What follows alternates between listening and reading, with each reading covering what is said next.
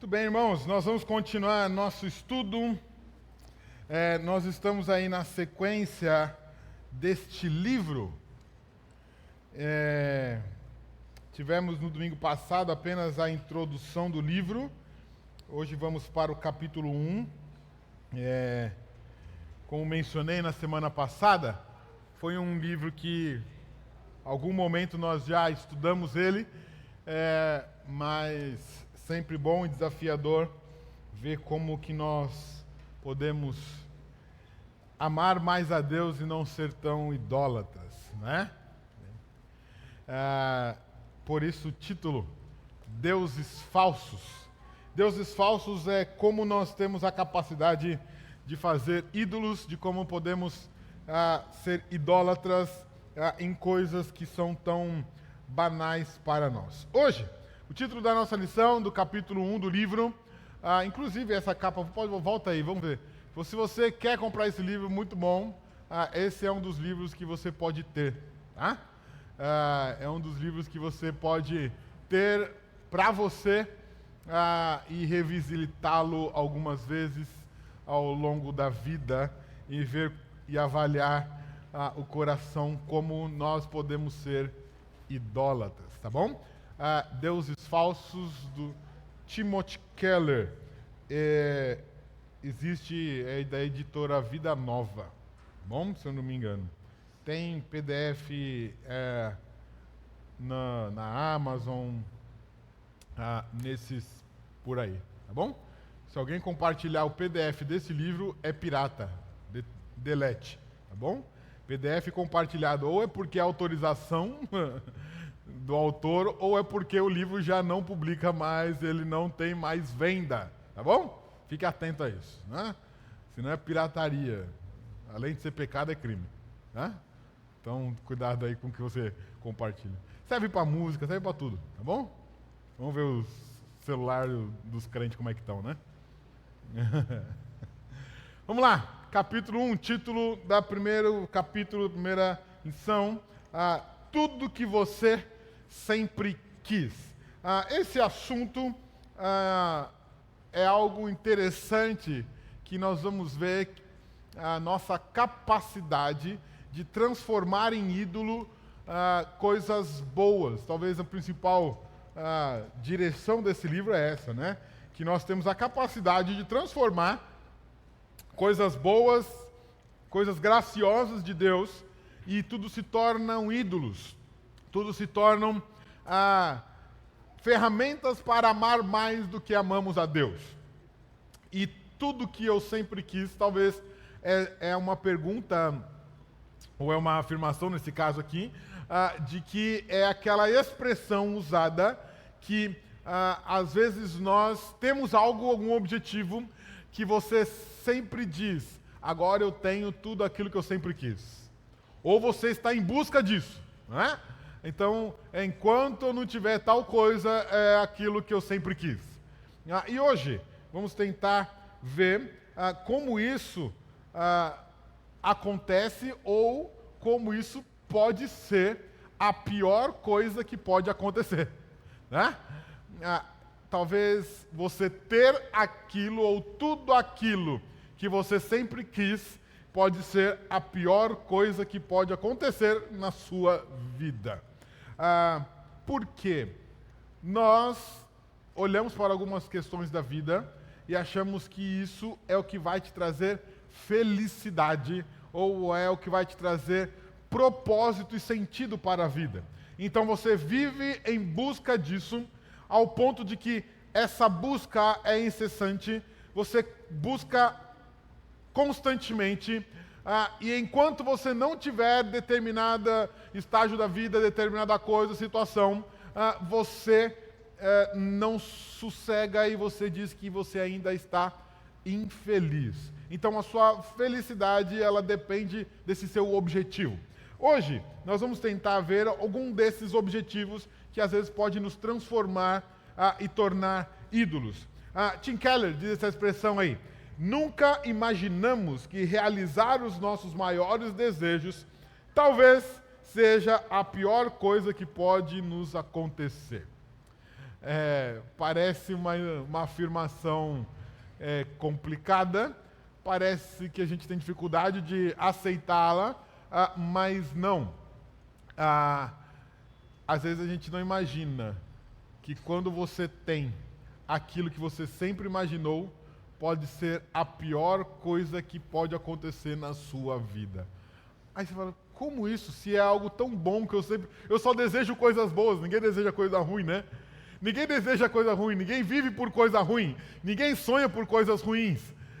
Então, por que quando acontecer vai ser a pior coisa que vai acontecer para mim?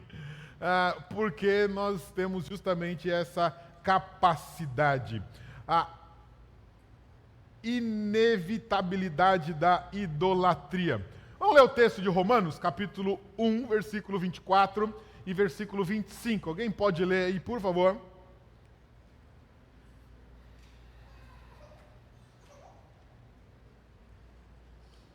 Romanos 1, 24 e 25. Por isso, Deus entregou tais homens à imundícia pelas concupiscências de seu próprio coração, para desonrarem o seu corpo entre si. Pois eles mudaram a verdade de Deus em mentira, adorando e servindo a criatura em lugar do Criador, o qual é bendito eternamente. Amém. Alguém tem outra versão aí?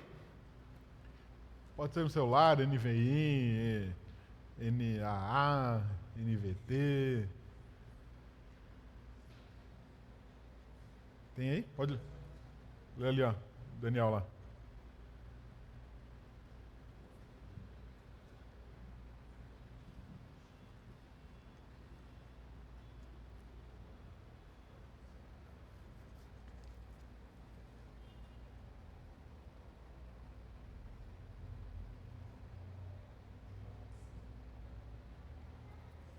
Por isso, Deus entregou os seres humanos aos desejos do coração deles para fazerem coisas sujas e para terem relações vergonhosas uns com os outros.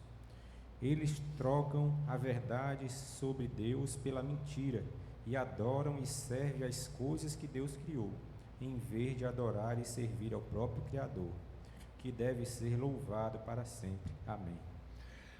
O texto de Romanos, ele demonstra que talvez um dos piores juízos de Deus é Deus nos entregar as nossas próprias concupiscências, as nossas próprias vontades.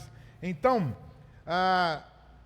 Deus entregar a sua vida às suas próprias vontades talvez seja a pior coisa que ele faça de juízo sobre a sua vida. Porque o homem, por si só, ele deseja fazer as suas próprias vontades. E o que não deixa você fazer as suas próprias vontades é a graça de Deus. Mas quando Deus retira aos poucos essa graça, você é entregue essas vontades. E então você pratica essas vontades. Então, Deus, na sua graça, Ele restringe o mal do seu coração para que você não faça tudo que tem vontade. E então, quando Deus te dá ou te entrega tudo aquilo que você deseja do seu próprio coração, tudo que seu coração quer, Deus está te entregando a si mesmo, ou isso é forma do juízo de Deus. Por quê? Porque o homem tem a capacidade de adorar as coisas criadas ao lugar de adorar o Criador. Então, o nosso coração, pelas nossas vontades, concupiscências, os nossos planos do nosso coração, é fazer tudo aquilo para nós mesmos. Quando Deus te dá tudo aquilo que você deseja, é porque talvez Ele está te entregando as concupiscências do seu coração e fazendo você adorar as coisas criadas e não ao Criador. Isso é juízo. Isso é afastamento. é não reconhecer o Deus gracioso. Então, aqui já começa a ideia de que o mundo perverso, pecador, ele acha que a liberdade é essa, fazer tudo que está na cabeça. O mundo acha que a liberdade, ou verdadeira liberdade, é fazer tudo que dá vontade. Então, ser livre para fazer o que quiser é realmente ser livre de qualquer coisa. Aquele, então, que serve a Deus é alguém preso, porque ele não pode fazer o que ele quer. Pelo contrário, aquele que acha que é livre para fazer o que quer é aquele que está sendo entregue aos seus próprios desejos. Então ele está cada vez mais longe do Senhor, porque Deus não aceita idólatras. Deus não aceita aqueles que adoram outras coisas do que o próprio Deus. Então, a nossa capacidade, que nós estamos tratando principalmente aqui hoje, é a nossa capacidade de transformar as bênçãos de Deus. E não significa que 100% daquilo que você chama, clama, pede, Deus dá, é ídolo. Tá? O problema está no seu coração em transformar aquelas coisas em ídolo. Então, se o seu desejo, o seu coração planeja, busca aquilo que é vontade de Deus, então você terá aquilo que Deus vai te dar, mas o como você vai tratar essas coisas vai dizer sobre o coração que ama a Deus ou ama as coisas que Deus te deu. Então, vamos tentar entender sobre a história de alguém que desejou a vida inteira alguma coisa, Deus deu, mas aí Deus fez um teste com ele. Um exemplo de alguém que sempre desejou, Abraão. Abraão, pode passar aí. Tem aí? Não? Não? Não. Tá parecendo propaganda de... Não tem problema não. Volta lá. Abraão. Vocês lembram um pouco da história de Abraão? E hoje a gente vai tentar ver um pouco sobre essa história. E como que Deus tratou o que Abraão sempre desejou. Escuta, não tem o resto aí não? Isso. Pronto, apareceu aí. Mas as outras estão aí, né? Os outros slides. Os outros estão aí, tá. Você lembra que a história de Abraão, ele sempre desejou alguma coisa, né? É ter um filho. E a história de Abraão, ela é uma história que Deus faz um milagre, Deus dá aquilo que ele desejou, Deus dá uma promessa sobre aquela herança, e depois Deus pede de volta. Deus testa Abraão. Então, hoje nós vamos tentar ver alguns detalhes da vida de Abraão e como é possível a gente transformar aquelas coisas de santo desejou como ídolos, e aquilo que Deus faz conosco quando Ele quer testar se nós estamos amando mais a Deus do que aquilo que Ele deu para nós. Então, Abraão, o começo da história dele, que você sempre lembra o início, né? É Deus chamando Abraão. E o chamado de Deus para Abraão é um chamado um tanto quanto difícil, um passo de fé, para que ele saia do meio do seu povo. Vamos lá. Gênesis 12, 1 e 2. Quem lê lá, por favor?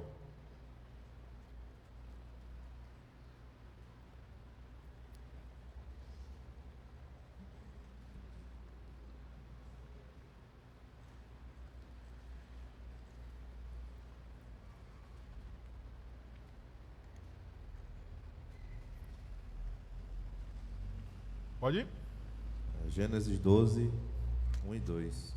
Ora, disse o Senhor a Abrão: Sai da tua terra, da tua parentela e da casa do teu pai, e vai para a terra que te mostrarei. De ti farei uma grande nação e te abençoarei, e te engrandecerei o nome. Sê tu uma bênção. Esse chamado de Abraão, tão conhecido, o que Deus fez com Abraão, Deus tira ele da terra dos seus pais e diz: sai do meio do seu povo, sai do meio da tua parentela, da casa do teu pai, e vai para um lugar que eu ainda vou te mostrar. Eu vou te mostrar ainda para onde é que você tem que ir, só sai daí. Primeiro, nós vamos ver essa história que você talvez não tenha tanta dúvida de dizer: puxa, Abraão é um homem de fé. A Bíblia diz que ele é o pai na fé. Como que esse homem de fé pode ter um exemplo de idolatria, né? Se Abraão é um homem de fé, que esse primeiro passo de fé, ele é verdadeiro, simplesmente ouviu o chamado de Deus e saiu. E Deus falou: vai que eu vou te mostrar para onde é que eu vou te caminhar. E assim ele sai do meio da sua parentela, ele vai, e ainda Deus traz uma promessa para ele. Então é Deus que diz o que iria acontecer com Abraão. E a promessa é: você vai ser uma grande nação, eu te abençoarei, eu engrandecerei o seu nome. Aí ele fala assim: como que eu vou ficar famoso? Como que minha família vai ficar grande? Como que eu vou virar uma nação se, primeiro, nem filho tenho? E isso é algo que Deus promete para Abraão, e Abraão simplesmente, o primeiro passo foi sair. Mas e o restante da promessa? E o resto do que Deus disse?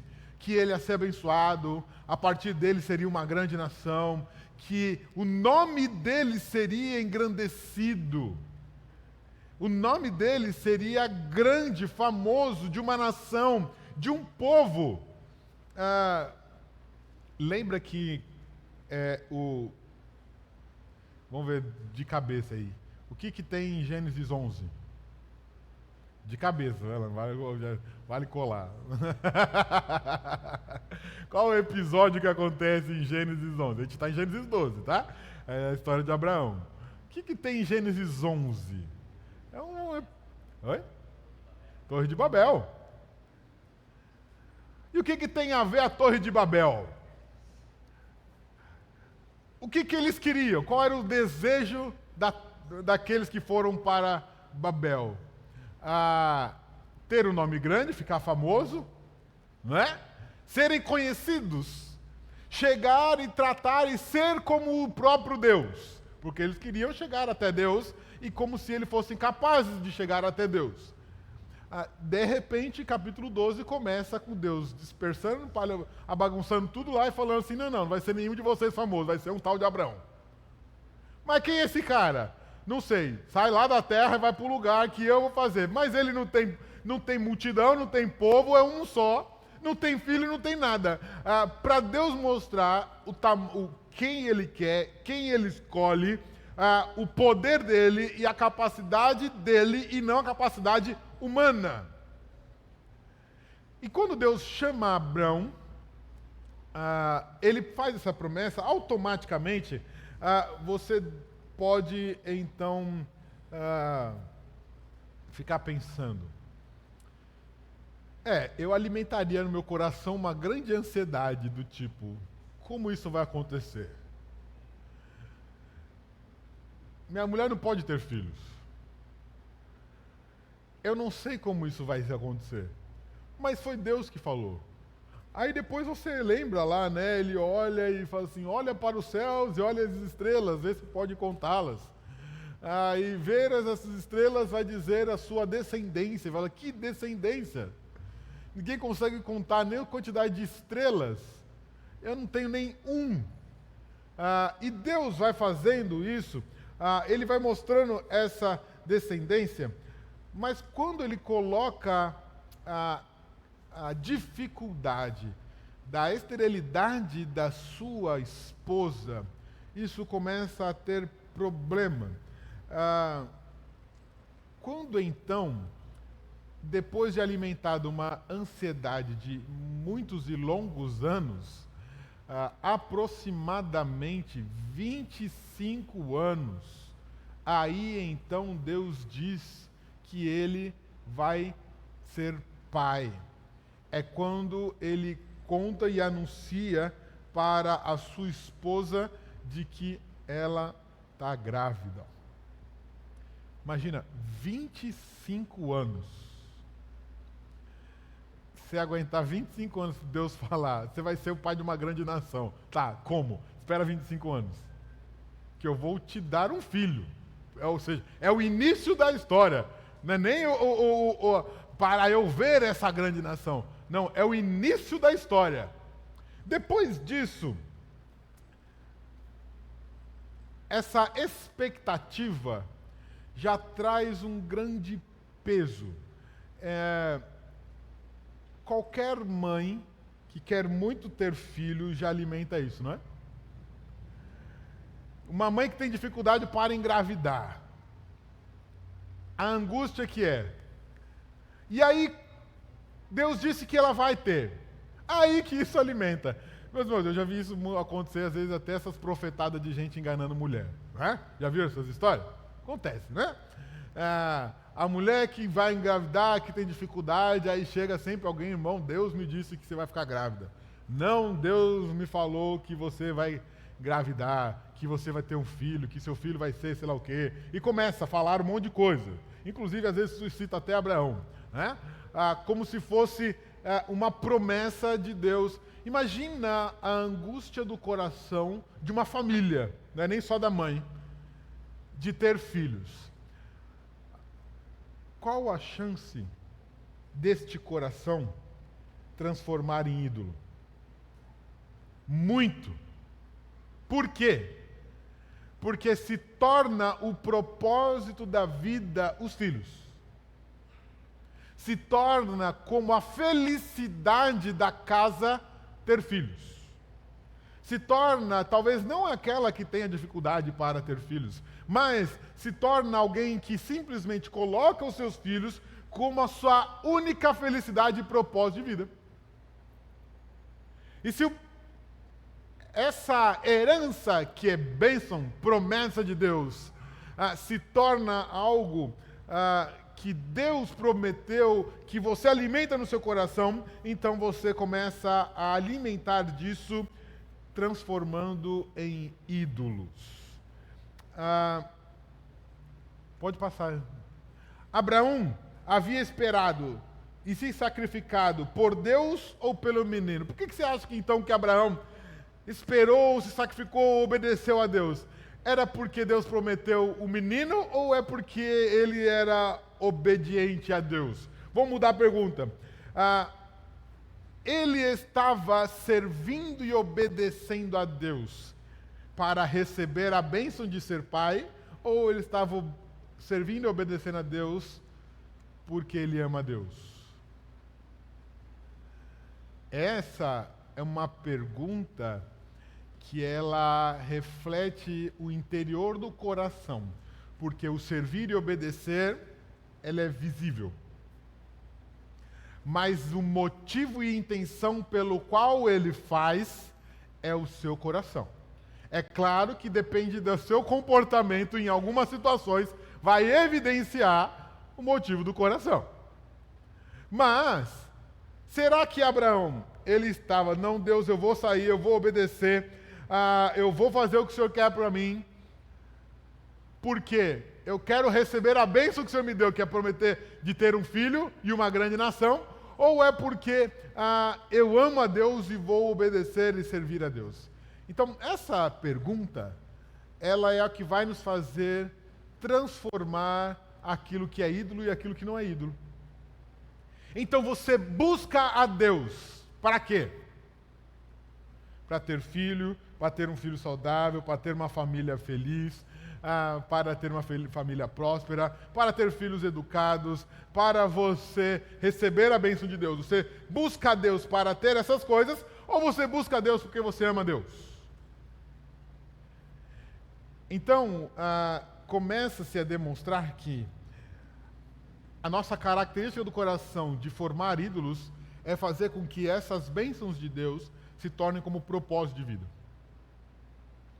Então você busca a Deus para receber o que Deus pode te dar, não porque você ama Deus. E a partir daí, você começa a ter as características de idolatria. Qual é as características de idolatria? Você só busca a Deus quando você está precisando de alguma coisa. Isso, mais uma vez, é algo do seu coração. Porque quando você está precisando de alguma coisa, você tem que buscar a Deus. Você tem que procurar a Deus. E Deus tem que ser a sua primeira opção, não a última, né? Porque quando não dá mais certo, você fala assim, agora então eu vou ter que buscar a Deus. Pelo contrário, né? Então, se Deus é a sua última opção, de que você tentou resolver todas as coisas com as próprias forças, já começou errado. Mas se você está buscando a Deus, ainda bem que tem chance de você mudar o seu coração.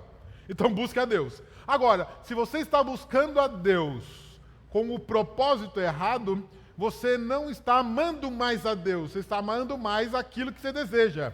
Então, é a bênção para o seu filho, ou a bênção de ter um filho, é a bênção de ter uma família boa, é a bênção de ter um casamento feliz. Então, você está amando mais as bênçãos que Deus pode te dar. Meus irmãos, isso é a coisa mais comum na vida do crente.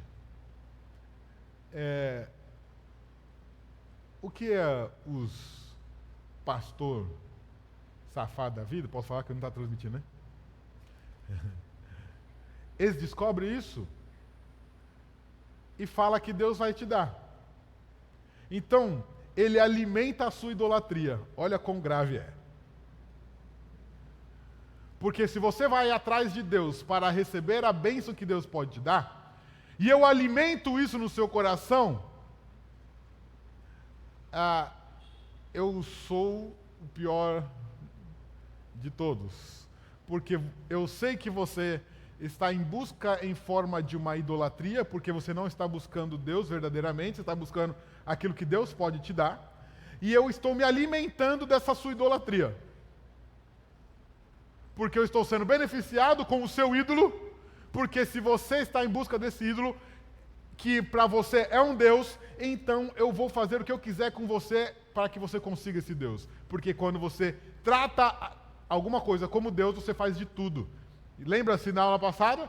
Você faz sacrifícios, você faz devoções e entregas, você abre mão de outras coisas e você o trata como propósito de vida. E então, se eu sei que você está fazendo isso de coisas que não é o próprio Deus, eu estou manipulando a sua idolatria. Então, esses pastores são igualzinhos a qualquer tipo de padre. Tá? Ou até mesmo pior, porque o padre eu acho que ainda está convicto de que aquilo ali é verdade. O pastor, ele sabe que não é verdade e mesmo assim idolatra e faz com que você fique alimentando os seus ídolos. Quando você torna um propósito da sua vida como buscar a Deus para ter esse propósito, você não está amando mais a Deus. Então, você vive para receber as bênçãos que Deus pode te dar. E não vive para servir e amar o Deus que dá as bênçãos. É isso que Romanos diz. Que nós transformamos as coisas criadas e não adoramos o Criador. Isso é a capacidade do nosso coração e a concupiscência, os desejos do nosso coração faz isso. E então Deus faz um segundo chamado para Abrão. A fé de Abrão já havia triunfado, obedeceu o chamado de Deus e já recebeu o filho prometido. Então, será que isso já é suficiente? Então, olha, ele começou bem, ele obedeceu, ele serviu a Deus e ele recebeu a bênção. Então, o receber a bênção significa que, então, ele já passou de ano, já está aprovado, ele já está aprovado na sua fidelidade a Deus. Eu acho que talvez não. Por mais que, mais uma vez aqui, tá? Para você lembrar, não é essa obediência que vai trazer a salvação de Abraão. Nós não estamos falando da salvação. Nós estamos falando de um crente que é salvo pela fé em Cristo Jesus, aquele que creu, e isso lhe foi imputado como justiça, como diz o apóstolo Paulo, falando de Abraão, mas aquele que crê precisa viver em obediência, em amor a esse Deus. Então você pode ser um belo de um crente idólatra. Você é crente, mas a sua vida de santidade e compromisso com Deus talvez não é aquilo que Deus espera. Ou a sua prática idólatra pode até questionar a sua salvação. Pode até trazer dúvidas sobre se você realmente creu no Deus que salva por sua graça. Então, aqui não é a salvação, certo? Mas sim de como nós nos relacionamos com Deus. E a partir dali, então, Abraão, ele recebe um outro chamado de Deus. E esse outro chamado é para saber se realmente ele ama Deus. Vamos lá, Gênesis 22, 2.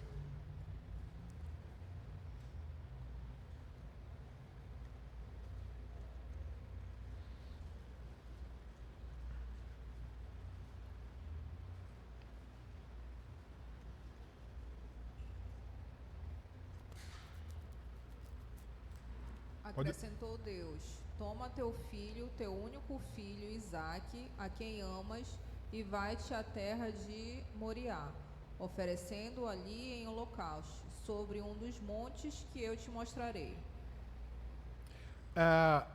Toma o teu filho, o teu único filho, e aqui ele traz um detalhe que é para pegar mesmo o coração de Abraão. É o teu único filho a quem amas. É para mostrar que você ama. E aqui, gente, não é pecado você amar seu filho, sua família, sua casa, não. Significa que esse amor pela sua família, pelos seus filhos, pela sua casa, esse amor não pode ser superior ao amor que você deve ter para com Deus. E também não significa que você não ama a Deus. Significa que você ama mais outra coisa. Não que você não ama a Deus. Só que o seu amor a Deus, ele está em segundo lugar. Então, o teste que Deus faz com Abraão é mostrar mesmo de que esse amor para aquele filho, então você já sabe, é um filho esperado, é um filho prometido, é um filho fruto de milagre. É uma família que veio através de promessa divina. É uma família que Deus prometeu que seria usada por Ele.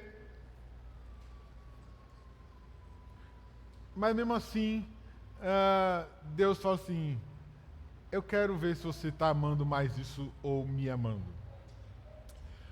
A afeição de Abraão havia se transformado em adoração. Então, você transforma o seu amor por adoração. E essa transformação ela só pode acontecer com Deus, não com qualquer outra coisa, com qualquer outra família, com qualquer situação da vida. Então, você ama a sua família, ou você ama o seu filho, você ama seu marido, você ama qualquer coisa da sua casa, bênçãos, promessas de Deus, milagres de Deus na sua vida, na sua família, mas esse amor, ele não pode ser transformado em adoração. Citação de Tim Keller, ele diz assim: se alguém coloca um filho no lugar do verdadeiro Deus, é criado um amor idólatra que sufocará o filho e estragará a relação. Relacionamento. Pais com filhos, marido e mulher, qualquer relacionamento familiar que começa a ser tratado de um amor idólatra, as pessoas se sentem sufocadas e elas começam a ter as suas relações prejudicadas por causa dessa idolatria. O pai que idolatra o filho é que diz, sabe aquelas entrevistas de emprego que você fala, qual que é seu defeito? É amar demais. Sabe? Oh, que lindo, não é? Não, você transforma esse amor em ídolo, então você sufoca o outro, porque você quer que o outro seja o Deus da sua vida. Então você está fazendo de tudo para que ele seja o Deus da sua vida. Então você está estragando a relação. Os filhos não veem a hora de sair de casa. O marido e a mulher falam assim, chega, cansei de você, dá um tempo para mim. Preciso de um tempo, a gente a gente se ama demais, a gente precisa ficar um pouco afastado. Sabe, é uma desculpa bonita para falar que é muito amor. E desde quando a maneira, se você ama da maneira correta, o excesso de amor é problema? Ele só se torna problema quando esse excesso de amor ele está tomando lugar do que o seu amor a Deus. Então você está transformando aquilo em ídolo. Então você ama demais, está fazendo tudo pelo seu filho, estou fazendo tudo pelo seu cônjuge, estou fazendo tudo pela minha família. Então está errado. Está errado. Está errado porque você está tratando como sendo o próprio Deus. A partir do momento que isso é tão verdadeiro, que você diz tudo em nome da família, em nome do filho, em nome do cônjuge, e começa então a abrir mão de princípios que o Deus verdadeiro deseja para agradar esse outro Deus. Então, os princípios verdadeiros de Deus se tornam a ser secundários diante do amor que você tem pela sua família, ou pelo seu cônjuge, pelos seus filhos. Vamos lá. Por que para olhar esse texto você olha assim, se eu fosse Abraão, você ia falar assim, que nada, Deus, você nem vai fazer isso aí não. Por que, meu filho? Por que você vai... Deus não vai matar meu filho? Não é nada, se fosse matar minha esposa até vai, né? Qual que é? Porque o padrão do pedido de Deus a gente não tem noção. A gente não tem noção por que e mesmo assim, o que tinha na mente de Abraão, que ele falou assim, tá bom, vamos lá. Porque o princípio da primogenitura era algo enraizado nele.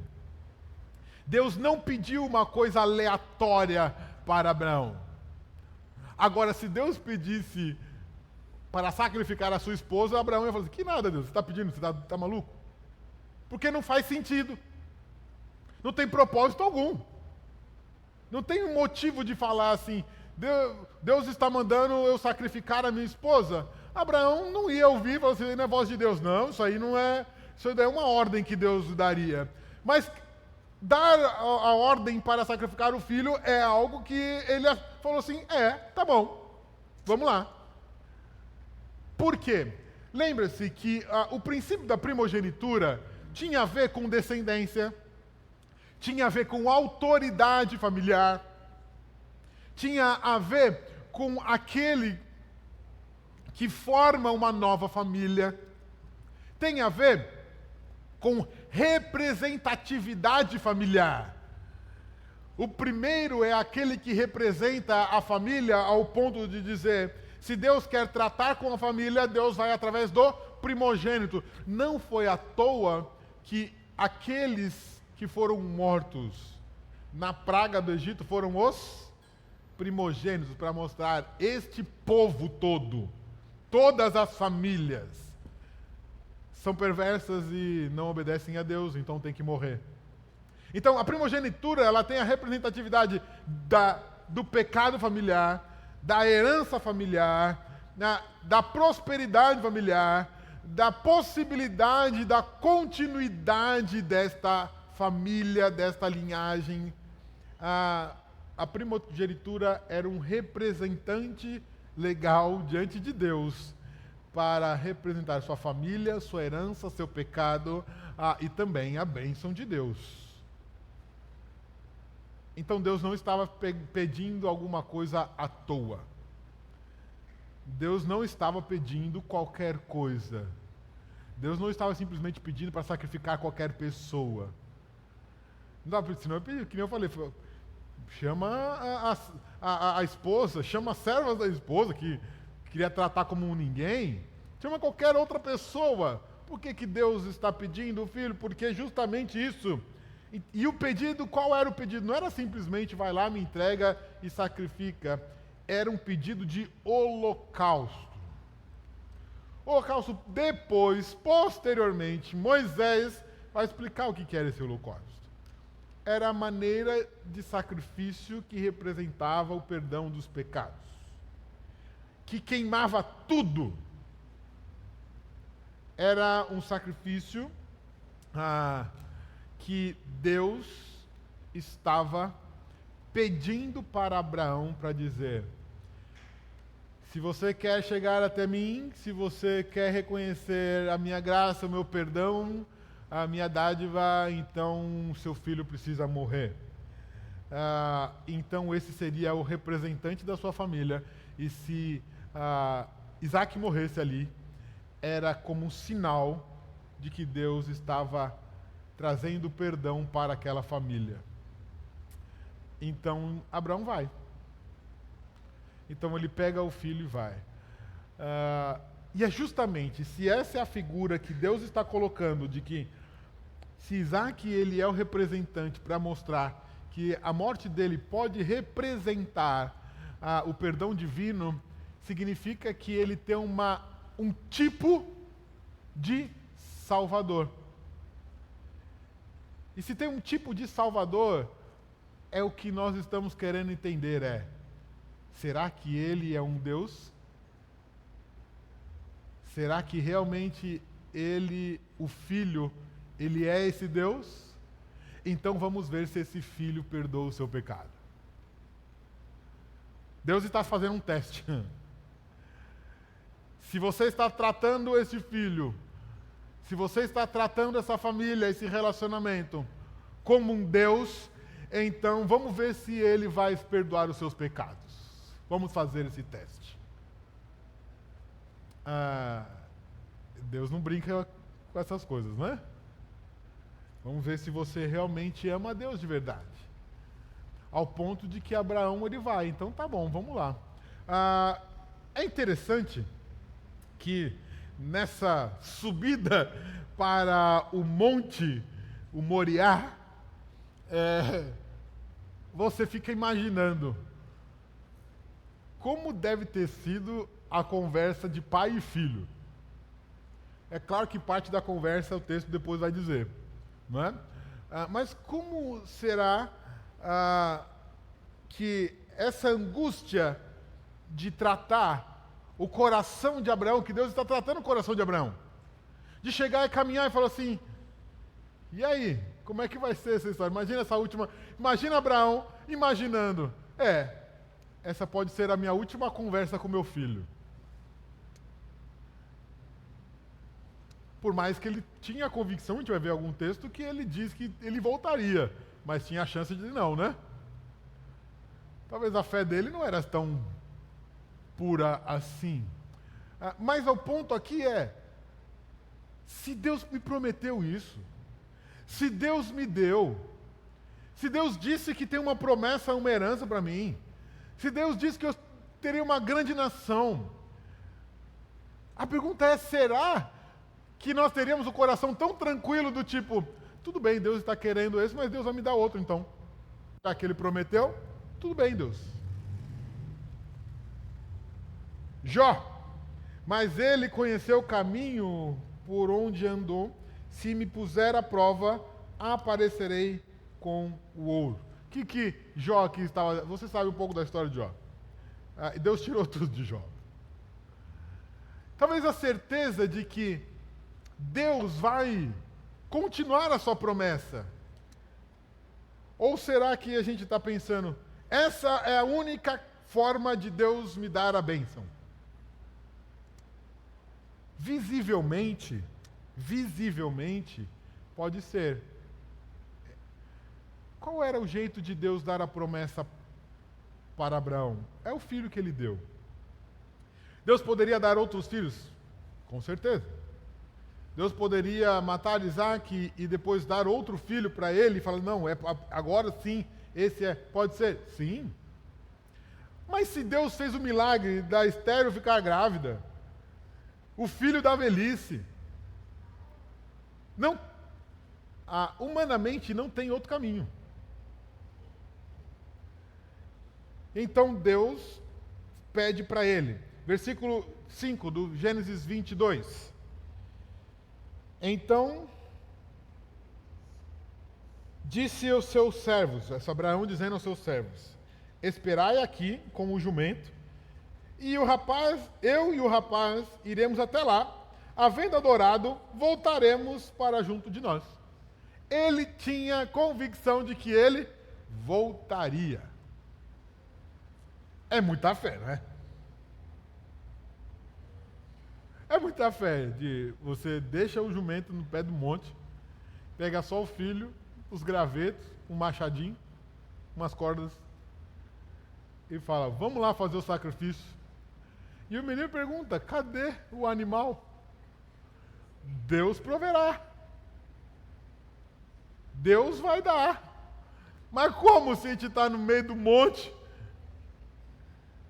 e só tem eu e você aqui? A dependência de Deus, ela é tão grande ao ponto de dizer, eu não estou vendo nada, mas se eu creio em Deus e se eu amo esse Deus, Ele vai providenciar. Será que a nossa fé é desse ponto, desse nível? A idolatria se torna quando eu transformo isso e dizer, aos meus olhos isso é impossível, então eu vou dar um jeito. Então eu coloco as outras coisas no lugar de Deus. Quem é o provedor? Deus. Então eu transformo essas situações achando que eu posso ser o provedor. E Abraão também fez isso. Ele não também... cheio de pecado, tá? Não é à toa que a Bíblia traz os pecados dos heróis da fé para mostrar que eles não são dignos de adoração, senão estaríamos nós adorando Abraão também. E Abraão, ele pecou porque ele quis dar um jeitinho, não é? Já que a mulher não podia dar filho, o que ele fez? Qual foi a brilhante ideia dele? Como é que foi? Lembra? Ele arrumou um irmão para ele, né? Ele arrumou um filho. Não é à toa que dá confusão até hoje. Foi um jeito de Abraão tentar solucionar um problema que Deus disse que iria. E ele falou assim, eu vou dar um jeito. Mas parece que aqui Abraão, depois que Deus já deu o filho, que aqui já é Isaac, ele está ensinando ele, olha, agora eu acho que você precisa compreender. o que realmente eu quero de você. Gênesis 22, vamos lá, quem lê aí? Do 9 ao 12.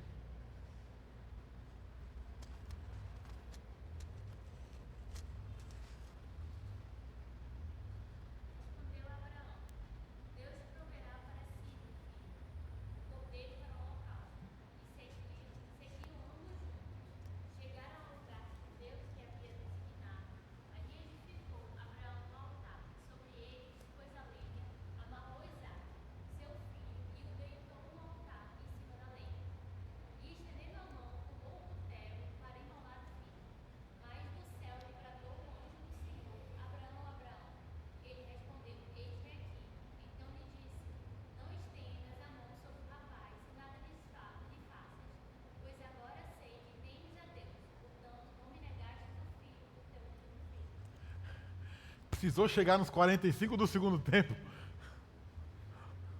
com a mão levantada, ao ponto de dizer, agora ele vai fazer mesmo. Porque até então você vai enrolando, né? Você vai enrolando. Você vai enrolando. Você vai preparando, você vai fazendo. Aí chega ao ponto de que você fala assim, a partir daqui eu já não faço mais. Poderia até chegar, colocar até o menino no altar e falar, Deus, está aqui. Já fiz minha parte.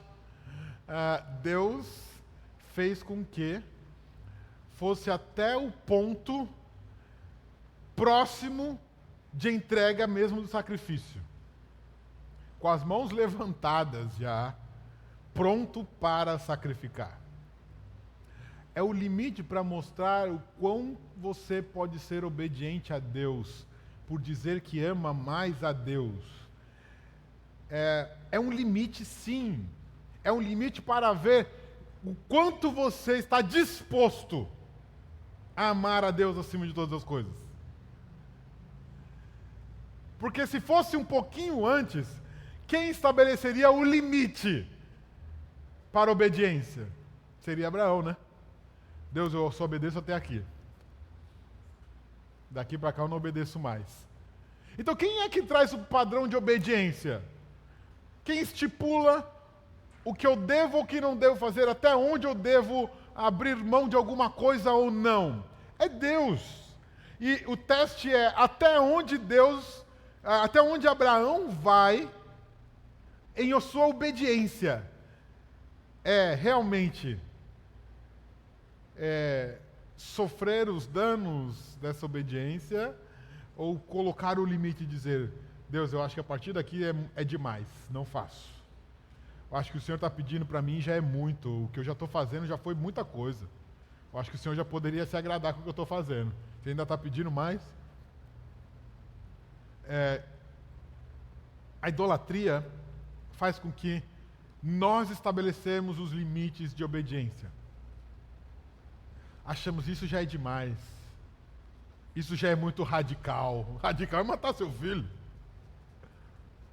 Isso já é muito cansativo. Isso dá muito trabalho. Isso é muito intenso.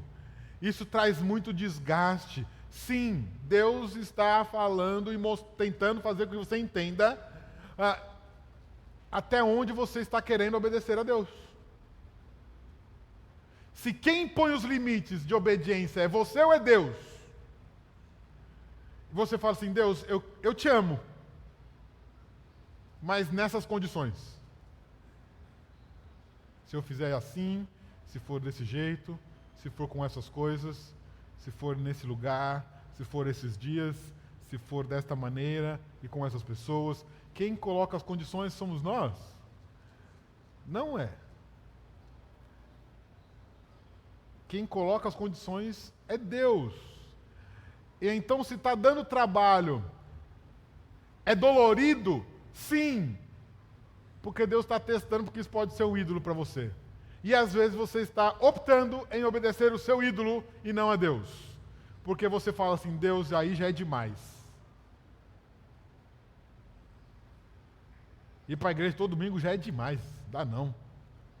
Deus, vamos fazer um acordo.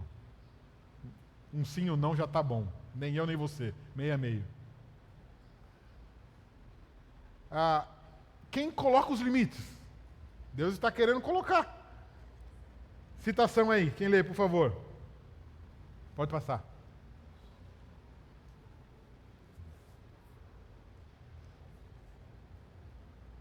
O tratamento extremamente duro dado por Deus a Abraão era, na verdade, um ato de misericórdia. Isaac foi um presente maravilhoso a Abraão, mas não era seguro tê-lo e abraçá-lo até que Abraão estivesse disposto a colocar Deus em primeiro lugar. Por que é um ato misericordioso? Por que é um ato misericordioso? Porque ter Isaac com Abraão era extremamente perigoso, porque ele não ia adorar a Deus. Então, pedir o sacrifício de Isaac é um ato de misericórdia de Deus para com que ele não adorasse mais o filho, e sim a Deus. Então Deus está demonstrando misericórdia para com Abraão, dizendo: você não pode ter ele, para você ser mais santo. Então eu estou demonstrando minha misericórdia contigo, retirando ele, para que você ame mais a Deus e não sofra juízo por causa da sua idolatria. Se nós olhamos então da perspectiva divina, as coisas mudam, não é?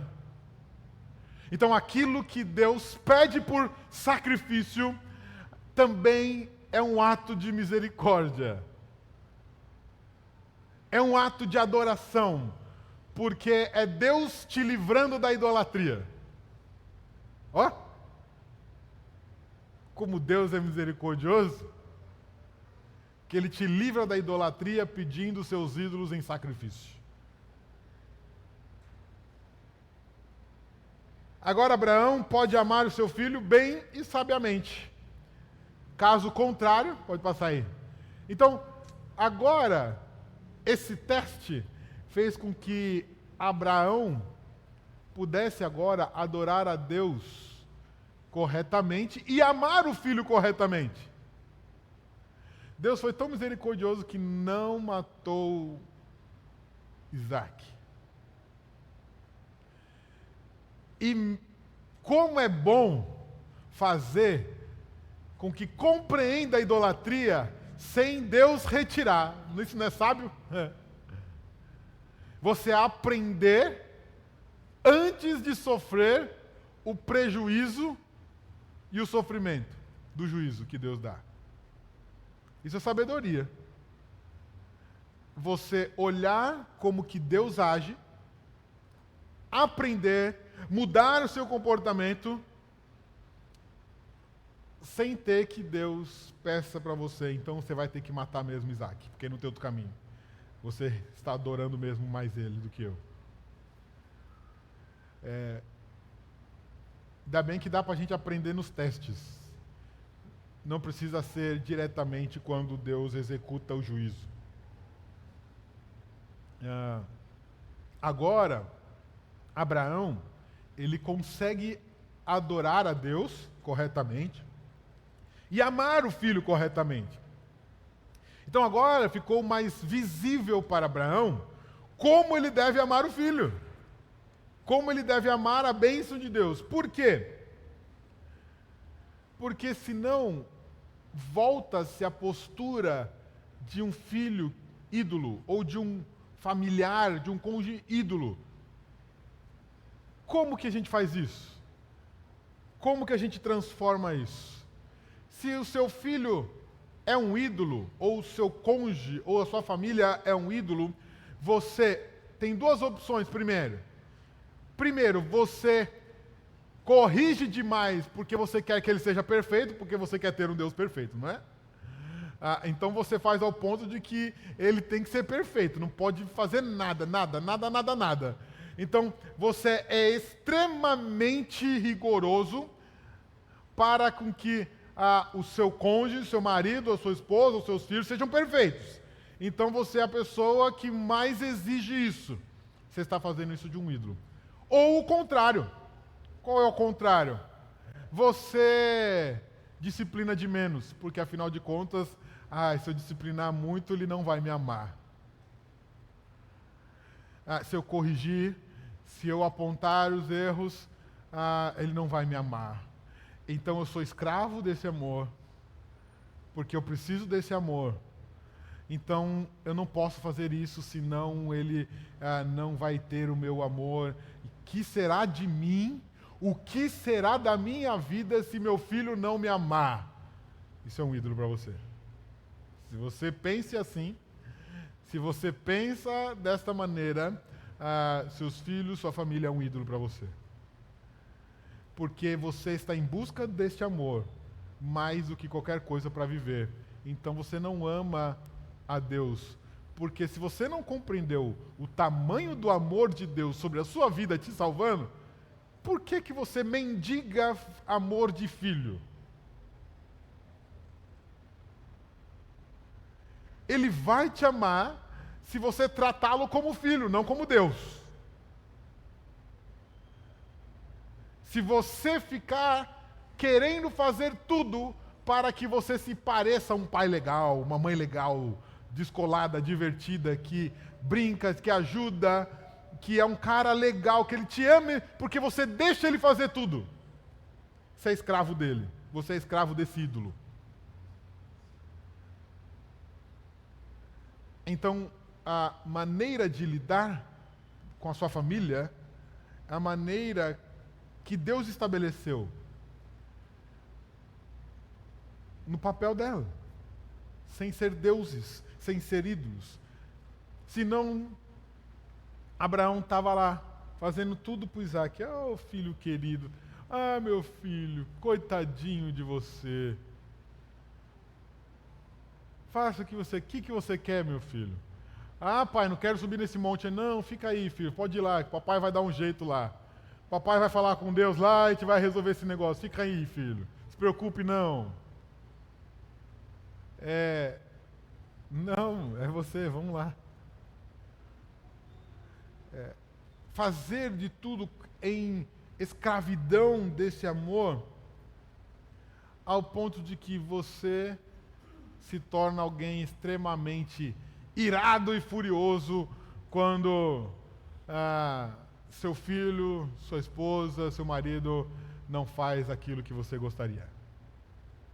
Se você fica furioso, revoltado, irado, é porque tudo isso é um ídolo para você. Você não cuidou do seu filho como deveria. E então, quando ele não faz o que você quer, você fica irado. Você dá murro pela parede, você quebra tudo, sai gritando com tudo. Por quê? Porque o seu Deus não está perfeito. Se você entende a imperfeição da sua casa, você não fica furioso, você fica bravo, triste, pelas coisas que não estão caminhando como deveria. Mas ao ponto de chegar à sua revolta, é porque você esperava uma perfeição que não existe. E é uma perfeição que você busca, que só Deus tem. Então, você alimentou um Deus na sua casa. Seu marido, sua esposa, pode ser um Deus. É por isso que você fica machão, bravão, furioso. Não trata com compaixão e amor, sabendo que ela é tão pecadora como você. Porque você queria que ela fosse uma deusa na sua vida. E assim a gente faz. Maridos, esposas, filhos, tudo se torna um Deus. E a partir daí você vira escravo desse Deus. A pior coisa, a coisa mais vergonhosa é ver pais escravos dos filhos. Pais escravos do filho o que meu filho disser vai acontecer porque eu não posso deixar ele triste. Não, ele vai fazer o que ele quiser, porque eu não quero ver ele triste ou nervoso. Quem dita as regras da casa e da família são os filhos. Isso, esses filhos são deuses. Se o filho não tem vontade de fazer nada, então você fala assim, então tá bom, deixa ele aí. Se seu filho não tem vontade para a igreja, então tá bom, deixa ele aí. Você tire ele de casa depois que ficar adulto. Tá bom? Você abandona ele depois de adulto. Mas enquanto dentro de casa, ele não é o que manda na sua casa. O escravo faz com que todo mundo se sinta preso. Então você vive em função disso. Você vive em função da alegria, da felicidade daquelas pessoas. Então, se eu quero promover um bem-estar e uma alegria para minha família, eu vou fazer. Não importa se estou obedecendo a Deus ou não. O importante é que essas pessoas estão felizes aqui. Olha que legal. Se minha família, minha esposa está contente, tudo bem. Não obedeci a Deus? Tudo bem, mas eles estão felizes. Meu filho não pode se desgastar. Meu filho não pode se sentir cansado, coitadinho. Meu filho não pode ficar triste. Nós ficamos presos a isso. Se esses comportamentos te prendem ao ponto de não fazer o que Deus quer para a alegria deles, eles são ídolos na sua vida. E a partir daí, então, você vai fazer tudo, porque vai que ele fale para mim, eu não te amo, sabe? Eu te odeio. Você não é mais meu pai. Criança birrenta. E aí, porque ele é o nosso Deus, a gente vai falar assim, não, meu filho. E começa a bajulá-lo ao ponto de que ele se sinta adorado. Idólatra. Você faz da sua família um Deus. Se importando em agradá-lo do que agradar a Deus. Você não quer corrigir o pecado dentro da sua casa, porque você não quer se sentir que alguém não te ame. Então você não corrige pecado, erros, comportamentos. Você teme mais ao seu filho do que a Deus. Você teme mais a sua esposa do que a Deus. O seu temor é as coisas. Deus é tão bom. Deus é tão bom que Ele dá uma solução para nós, que Ele providenciou o substituto. Não foi à toa que no mesmo monte, no mesmo lugar,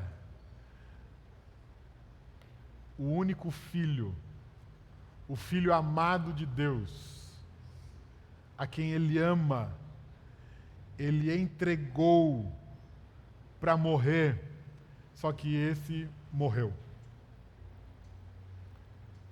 Ele não foi liberto da última consequência, esse recebeu a consequência. Deus enviou o seu único filho para morrer na cruz do Calvário. Então, aquele primogênito que morreu, sim, é o que perdoa pecados. É o que é adorado. É o que precisa ser reconhecido. Não sua esposa, seu filho, sua família. Pode passar aí, põe uma citação, quem pode ler? Pequeno aí. Olha para trás lá que enxerga.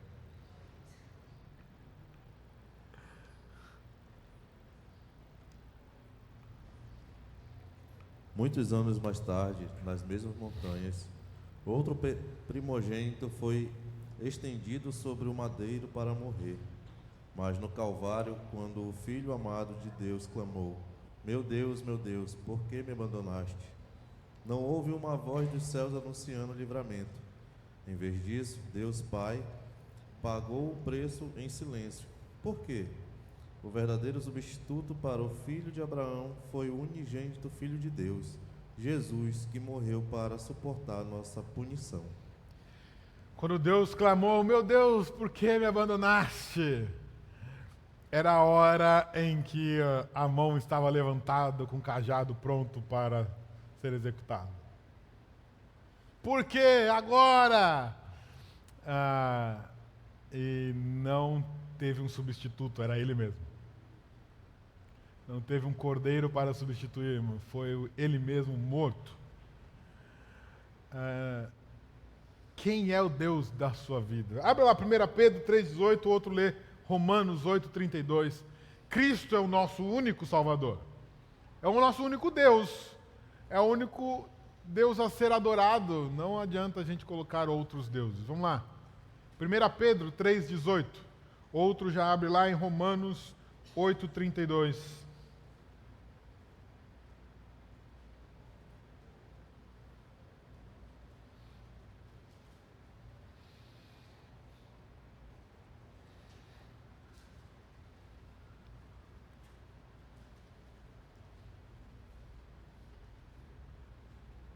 Pedro 3,18.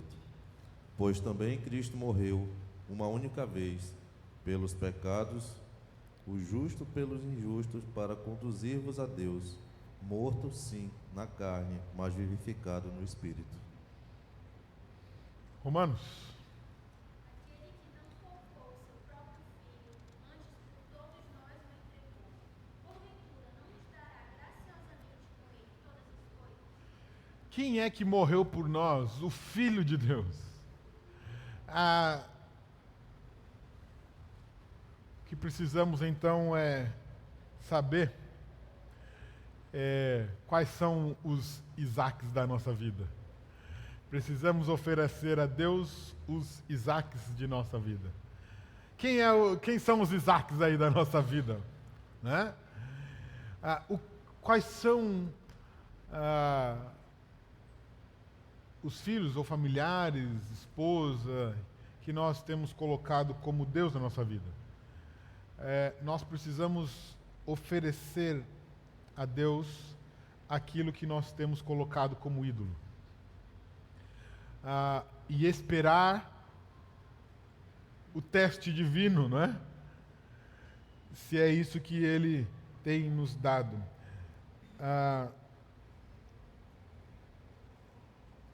Pode passar. 2 caminhadas para a montanha. Os momentos mais dolorosos de nossa vida são aqueles que os nossos Isaques, nossos ídolos, estão sendo ameaçados ou removidos. Geralmente, os momentos que você mais sofre são quando Deus está removendo os ídolos. Geralmente é o que você fica mais angustiado e agoniado.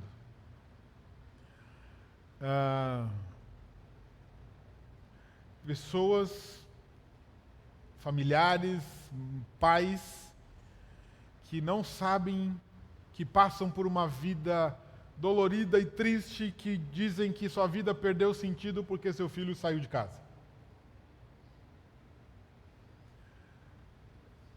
Porque seus filhos têm que ficar sempre debaixo de casa. Você sofre demais. Sofre mais do que qualquer coisa. Sofre mais com a possibilidade de não ver e não ter os filhos. Se isso é o momento mais doloroso para a sua vida, isso é um ídolo. Isso é um ídolo. Por quê? É óbvio que separação, distanciamento, ele tem a sua tristeza e dor. Mas o constante sofrimento e desespero se torna quando esses filhos, família, é um ídolo. Às vezes, casamentos são desfeitos por causa de idolatria de cônjuge. Talvez o marido idolatra a esposa e ela se sente tão sufocada que ela arruma outro. Filhos são tão idolatrados que eles não vêem a hora de sair de casa porque não querem ver aquele pai que enche o saco, que bajula ele o tempo todo. Ninguém gosta de ser bajulado o tempo todo, não é? A gente só gosta disso quando a gente quer elevar um pouquinho o ego. Mas daqui a pouco você cansa também. Você não fala, tá bom, chega. Não é? Cansa, não cansa?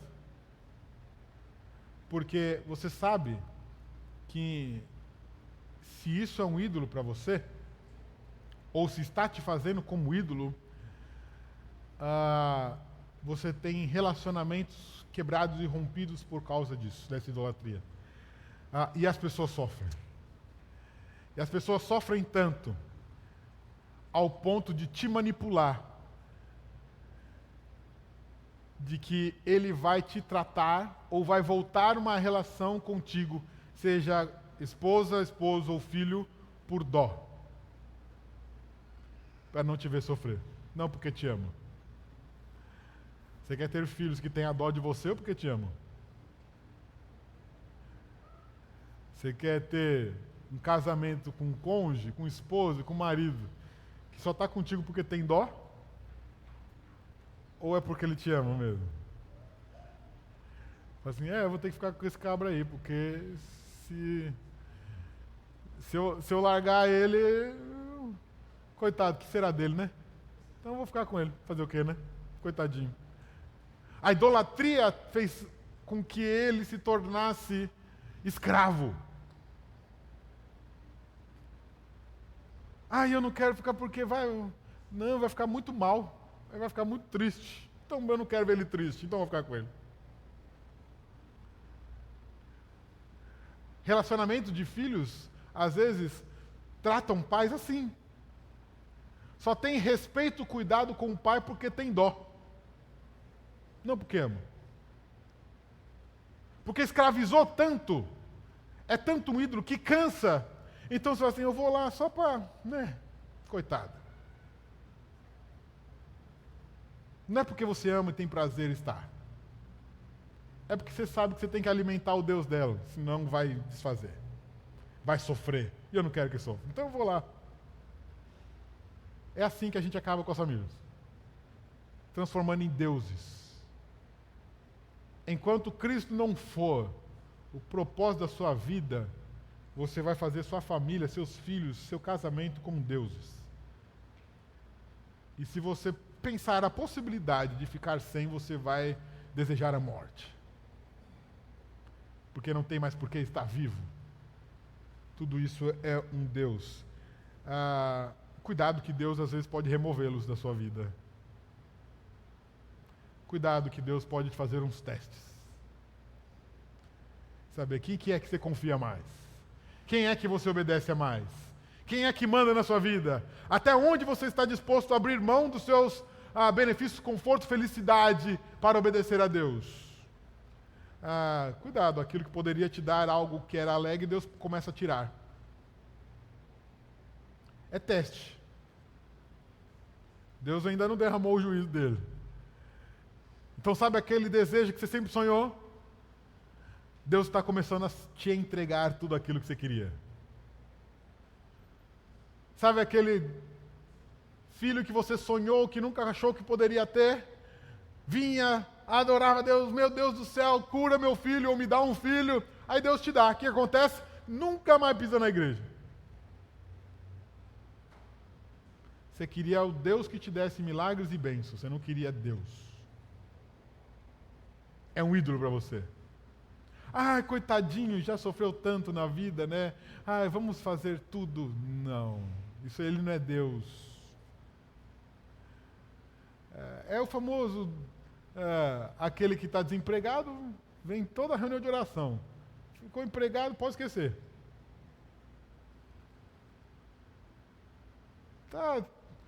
Tá está passando por dificuldade financeira, está vindo, está clamando a Deus, está buscando, está obedecendo a Deus. Começou a melhorar um pouquinho a condição financeira, quer saber? Eu tenho que aproveitar a vida, cuidar da minha família, né? Bora dar uma passeada, curtida. Calma que daqui a pouco Deus começa a tirar. É melhor aprender antes, né? É melhor aprender antes porque às vezes Deus pode tirar.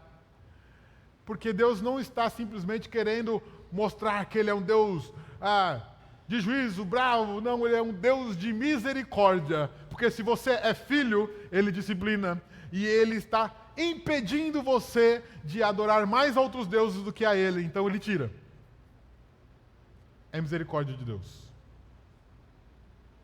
Então Ele vai fazer algumas coisas.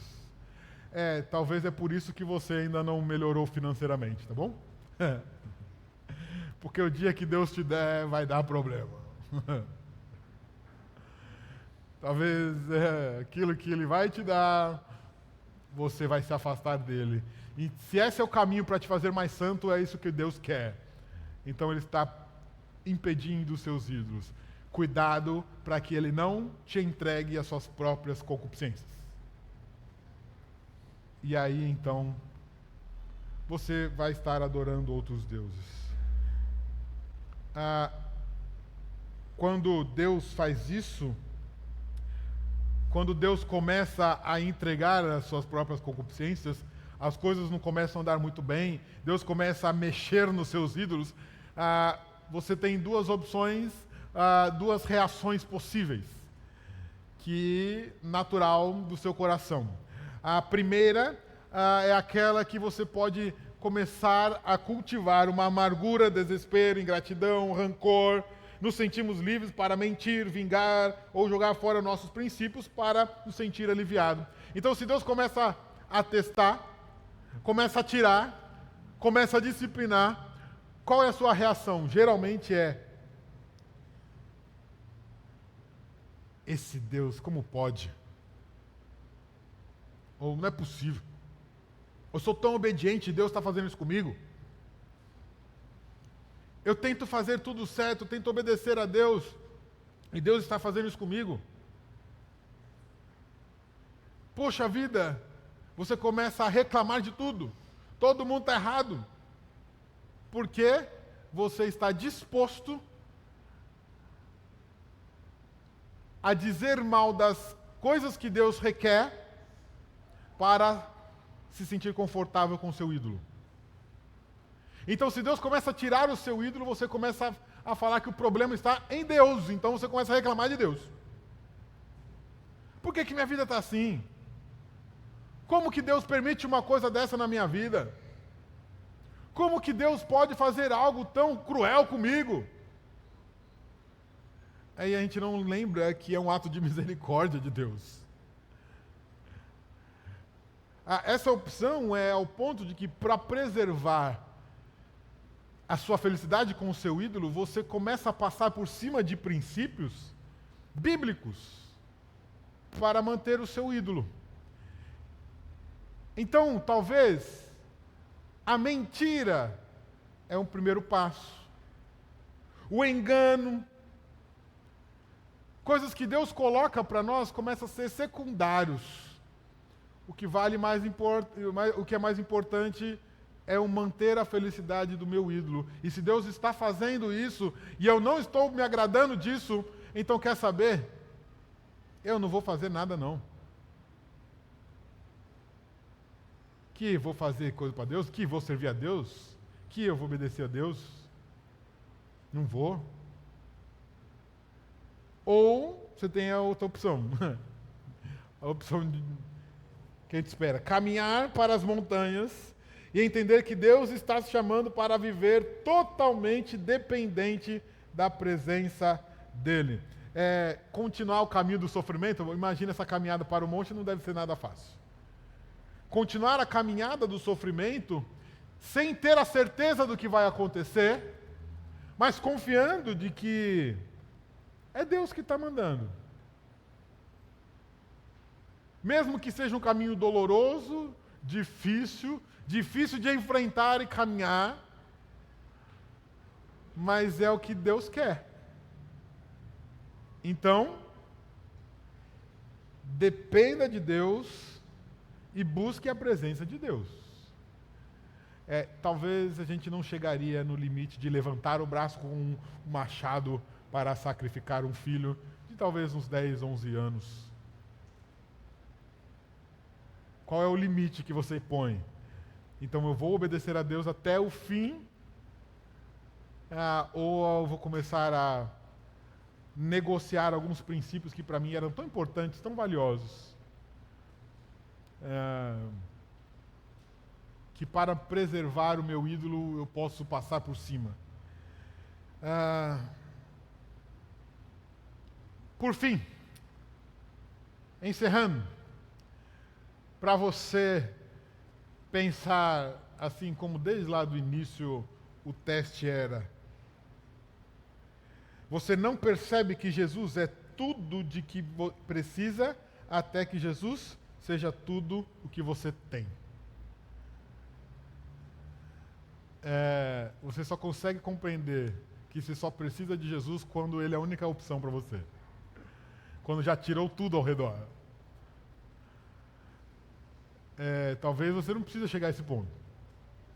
De não ter nada e falar assim, eu só tenho Deus. Isso é uma expressão comum, né? Quando as pessoas falam que não tem bem, não tem família, não tem nada nesse mundo, só tem a Deus, né? Isso deve ser a nossa primeira palavra. Nós só temos a Deus. E as outras coisas que Deus nos dá são bênção dele para a nossa vida. Tudo que eu tenho é Deus. Tudo que eu tenho é Cristo em mim. O problema é que, às vezes, Deus precisa tirar os ídolos do meio do caminho para que você enxergue Cristo. E às vezes essa limpeza é dolorida. E Deus faz isso. Talvez grandes dificuldades que você enfrenta na sua casa, na sua família, seja por causa disso. Porque às vezes nós estamos tratando deuses dentro de casa que não deveriam. Talvez nós estamos fazendo daquilo que são bênçãos de Deus em ídolos. Às vezes nós estamos tratando errado nossos filhos, nosso esposo, nossa família. E aí Deus precisa dar um chacoalhão para que você veja Cristo. E é nessas horas mesmo que a gente vê Cristo. É nessas horas de dor que a gente corre para Cristo, não é? É nessas horas que a gente diz, eu não sei mais o que fazer, eu preciso de Cristo. É quando Deus já livrou tudo da tua cabeça, da sua frente, da sua visão, que você não estava enxergando. E aí Ele fez isso para você enxergar Cristo. E se sinta agraciado, porque Deus faz isso com os seus filhos. Aqueles que não são seu filho, Ele entrega e deixa ser entregue às suas próprias concupiscências. Então vai ficar assim mesmo. E é sinal de juízo de Deus. Talvez se as coisas na sua vida, na sua família estão se desfazendo, está difícil, é porque Deus está fazendo uma purificação santa para que você enxergue mais a Cristo. Que a gente aprenda a fazer isso sem ter a necessidade de passar por isso. Aprender a obedecer até o último limite, sem ter que Deus peça o sacrifício dos nossos deuses. E talvez a gente não entende como que isso foi acontecer, como que minha vida virou de cabeça para baixo de repente.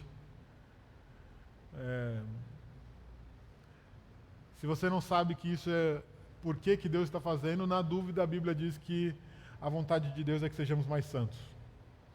Se isso está te fazendo mais santo, então é o plano de Deus. Talvez a gente não saiba explicar com detalhes como aquilo está acontecendo. Talvez a gente não sabe de uma maneira muito clara o propósito final de determinada situação da nossa vida. Mas se Deus está nos fazendo mais santo, nos chegando mais a Cristo, esse é o caminho que Ele quer para nós. Então a nossa autoavaliação constante é: O que eu tenho feito de ídolos dentro de casa? Para que Deus liberte a minha mente, para que eu só adore a Cristo. Então, minha obediência até o fim é só a Cristo. Quem manda na minha casa é Cristo, não é minha esposa, não é meus filhos, é Cristo.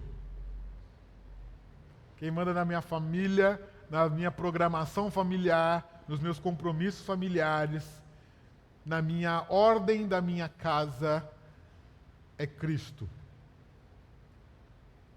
Não é mais ninguém. Só Ele que pode ser adorado. Porque se eu sou escravo desse amor, eu fico preso nesse amor. Então, ame a Cristo, ame a Deus acima de todas as coisas. Eu sei que você já ama a Deus. Mas talvez o seu amor a Deus, ele precisa ser elevado a um ponto que é além de tantas outras coisas que você ama nesta vida. Então ame a Deus acima de todas as coisas. Depois você ame sua família, seu filho, seu cônjuge, seus parentes. Ame a Deus acima de todas as coisas. Aí sim você não vai ter outros ídolos no seu coração. Amém? Que Deus nos ajude, né? Vamos orar?